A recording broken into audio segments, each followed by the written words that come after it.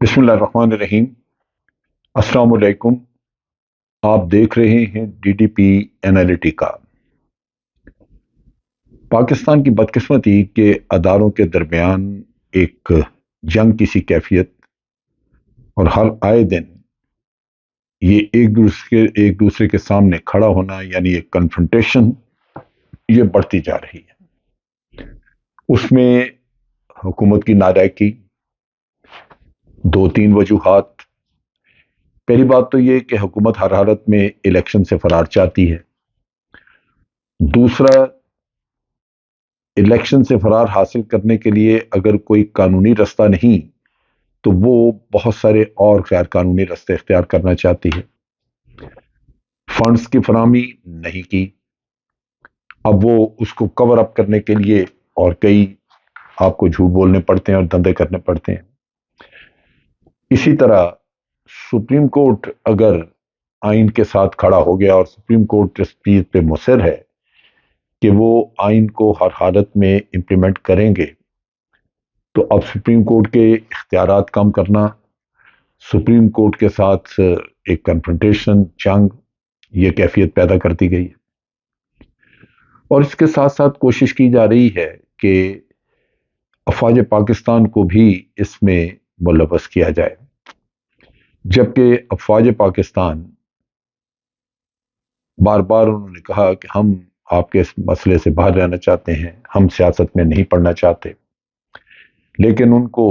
استعمال کرنے کے لیے حکومت ہر طرح کے حربے استعمال کر رہی ہے۔ آپ نے دیکھا کہ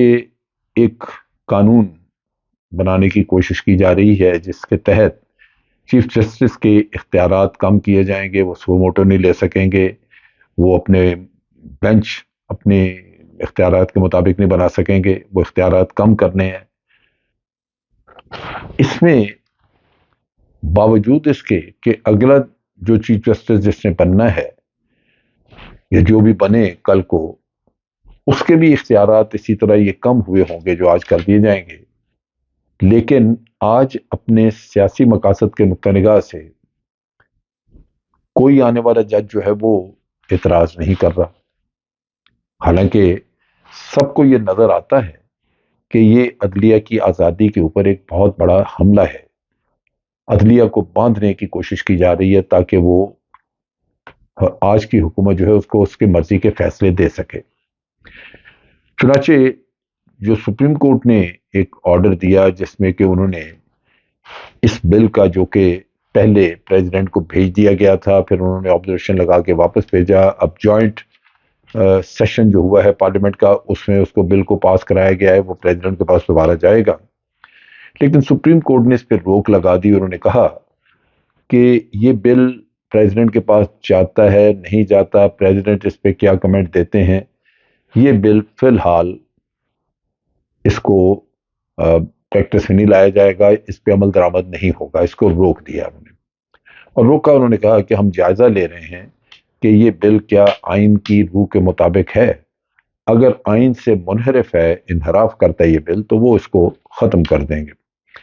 لیکن فی الحال اس پہ ایکشن روکا ہے۔ اور روکنے کا مقصد یہی ہے کہ آپ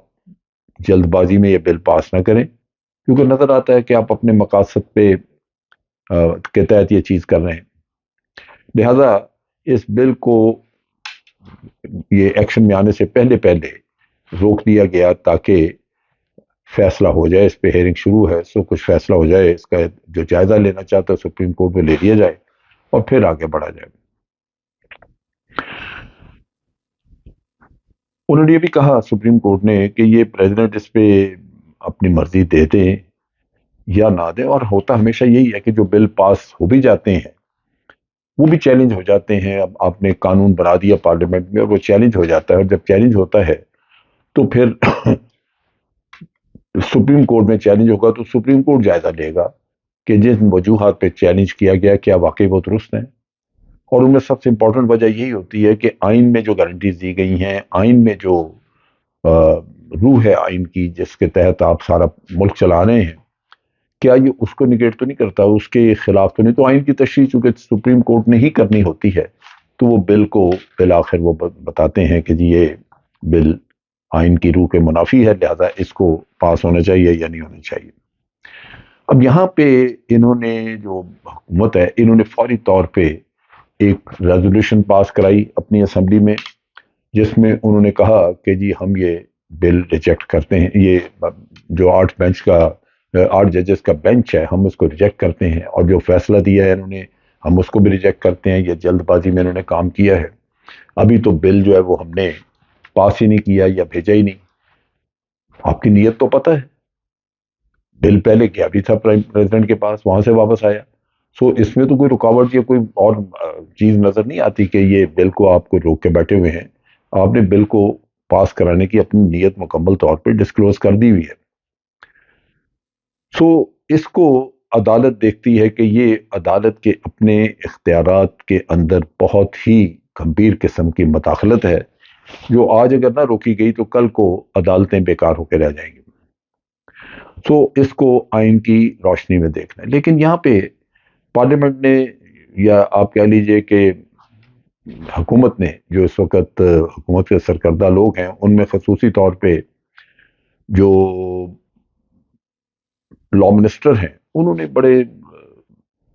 میں سمجھتا ہوں بڑے اگریسو قسم کے بیان دیے جس سے کہ بغاوت کی بو آتی ہے۔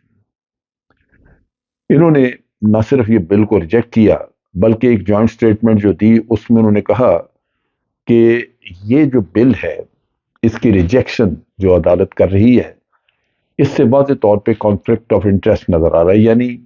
کانفلکٹ آف انٹرسٹ یوں کہ چونکہ ہم سپریم کورٹ کے چیف جسٹس کے اختیارات کم کر رہے ہیں، تو جو چیف جسٹس اس وقت بیٹھے ہیں ان کا انٹرسٹ اس میں وہ اس پہ زک آ رہی ہے، اس پہ چونکہ چوٹ لگ رہی ہے، تو اس لیے یہ کلیش آف انٹرسٹ ہے، ان کو تو بیٹھنا ہی نہیں چاہیے اس بینچ میں۔ اس کا دو پہلو ہیں، پہلی بات تو یہ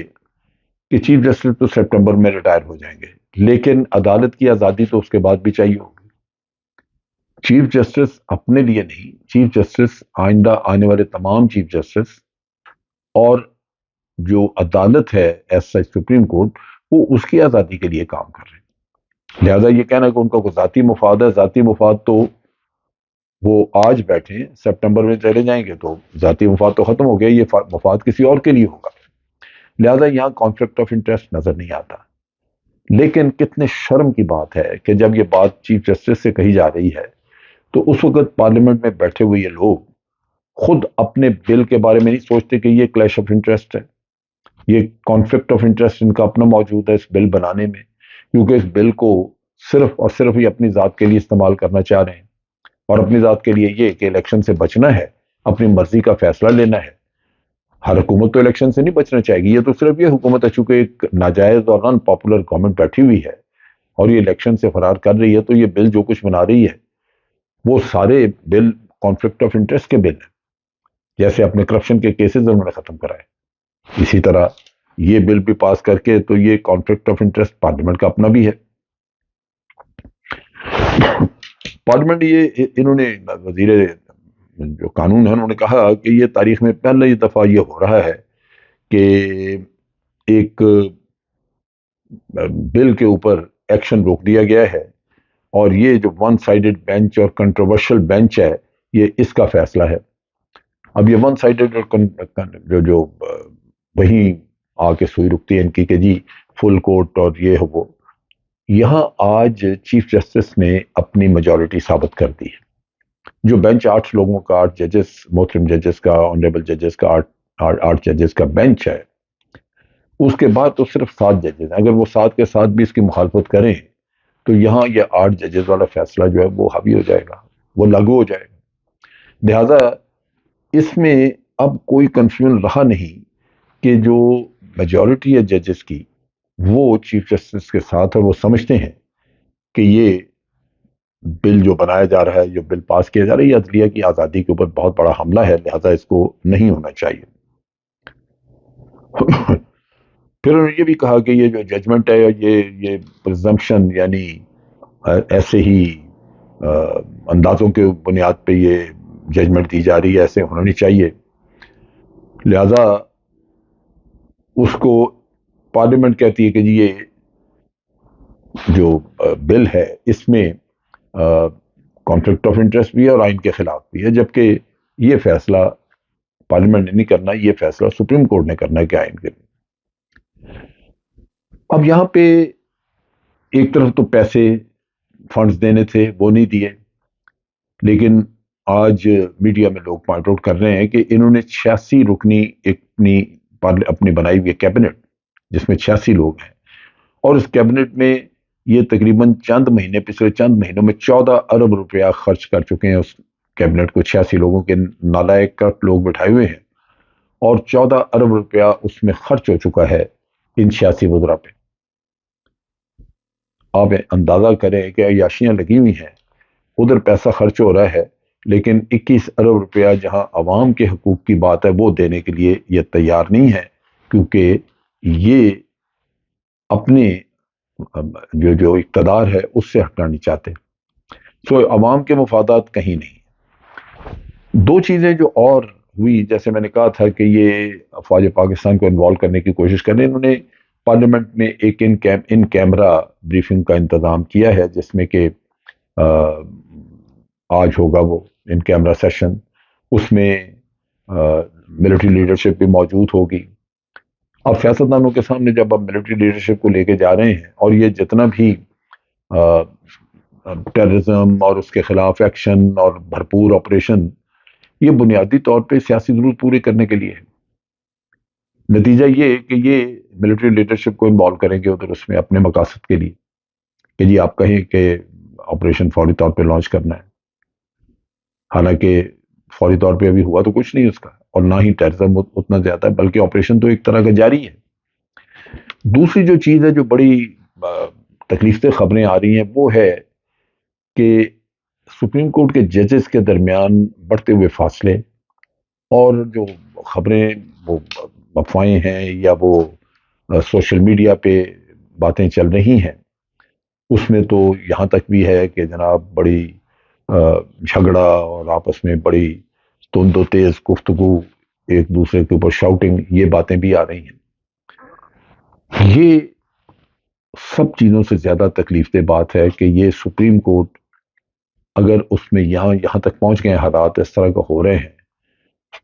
تو بہت ہی مایوسی کا مسئلہ ہے، کیونکہ پھر سپریم کورٹ جو آپ کے سب سے اعلیٰ عدالت ہے وہ تباہ ہو گئی۔ یہاں پہ اس تباہی کو دیکھتے ہوئے میں تو سب کو اپیل کر سکتا ہوں کہ خدا را ہوش کے ناخن دیں۔ اتنا کچھ برباد ہو گیا تو اس کو ٹھیک کرنا پھر بڑا مشکل ہو جائے گا۔ اس میں ہمارے ججز ہوں، ہمارے سیاستدان ہوں، بیوروکریسی ہو، ملٹری لیڈرشپ ہو، اس وقت سب کو تحمل اور سوجھ بوجھ کا ثبوت دینا ہوگا۔ اگر ہم یہ نہیں کریں گے تو ہم بہت بڑا اپنا نقصان کر بیٹھیں گے۔ ہم سب کو ایک چیز ذہن میں رکھنی چاہیے کہ یہ حکومت عوام کی نمائندہ حکومت نہیں ہے، لہٰذا اس حکومت کے بیٹھے یہ مسائل رہیں گے اس وجہ سے کہ یہ حکومت ہر جائز ناجائز طریقے سے اپنے اقتدار کو طول دے گی، کیونکہ عوام کی حمایت تو حاصل نہیں، اور عوام کی حمایت الیکشن سے آپ کو پتہ لگتی ہے۔ چنانچہ عوام کو ہمیں حق دینا ہوگا کہ وہ فیصلہ کر سکیں کہ وہ کس کو حکمرانی دینا چاہتے ہیں۔ اگر ہم وہ نہیں دیں گے تو عوام میں بھی بے چینی اسی طرح رہے گی، اور اس حکومت کے ساتھ ایک کنفرنٹیشن عدالتوں کی، عوام کی چلتی رہے گی، ملک خراب ہو جائے گا، برباد ہو جائے گا۔ ضروری یہی ہے کہ ہم عوام کو حق دیں جو ان کا حق بنتا ہے، اور ان کے فیصلے پہ سب لوگ لبیک کہیں۔ اگر ہم اسی ناجائز حکومت کو جو کہ عوام کی حمایت نہیں رکھتی، اسی کو زبردستی ہم بٹھانے کی کوشش میں مصروف رہے، تو پھر سب کچھ ہمارے ہاتھ سے جاتا رہے گا۔ یہ بہت ہی تکلیف دہ، پریشان کن سچویشن ہے۔ اس پہ خدا را سب توجہ بھی دیں اور کوشش کریں کہ کسی نہ کسی طرح ہم عوام کی خواہشات کو پورا کرنے کی طرف اپنی توجہ کریں، سارا کچھ ادھر ڈائیورٹ کریں، بجائے اس کے کہ ہم عوام کی خواہشات کے راستے میں ایک بہت بڑی رکاوٹ بنے رہیں۔ اب تک کے لیے اتنا ہی۔ افواج پاکستان زندہ باد، پاکستان پائندہ باد۔